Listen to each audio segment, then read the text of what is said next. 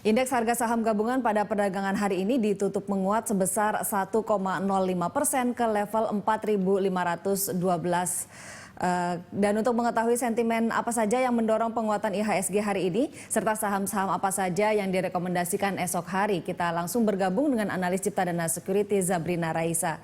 Zabrina, ini senang sekali mengetahui bahwa IHSG ada di zona hijau sementara regional bergerak bervariasi. Apakah ini karena sentimen dari domestik atau ada sentimen lain?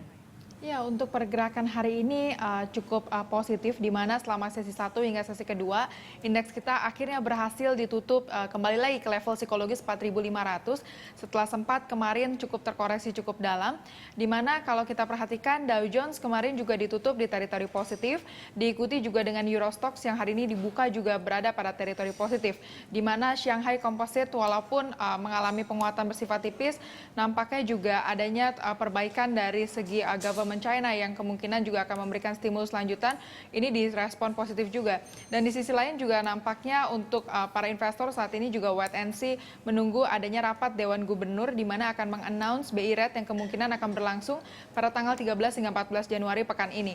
Dan di sisi lain hingga selama sesi 1 tadi akhirnya asing mencatatkan net buy di Bursa Saham Indonesia sekitar 114,9 miliar, dan untuk pergerakan hari ini kami melihat bahwa untuk khususnya beberapa sektor juga tampil mengalami penguatan, diantaranya ketiga sektor baik itu infrastruktur, financial dan juga construction hari ini juga tampil mengalami penguatan cukup signifikan.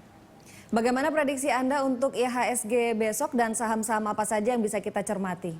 Ya, untuk hari esok nampaknya ada potensi indeks akan melanjutkan penguatannya meski kalau kita perhatikan khususnya oil kembali lagi mengalami koreksi hingga berada pada level 31,6 US per barrel, dan ini artinya mengalami terkoreksi hampir 6%.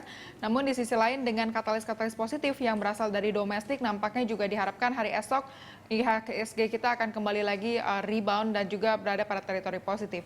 Dan untuk saham-saham yang bisa dicermati juga oleh para investor seperti consumer staples, di mana beberapa saham diantaranya juga baik untuk retail khususnya LPPF yang hari ini juga inline dengan kondisi IHSG berada pada teritori positif setelah sempat kalau kita lihat secara fundamental LPPF sendiri masih sangat cukup menarik dengan Q melaporkan net profit yang tumbuh 30% secara year on year, dan nampaknya di full year 2015 kinerja secara fundamental LPPF juga masih sangat cukup menarik. Baik Zabrina, terima kasih banyak atas analisisnya. Pemirsa, itu tadi analis Ciptadana Securities Zabrina Raisa.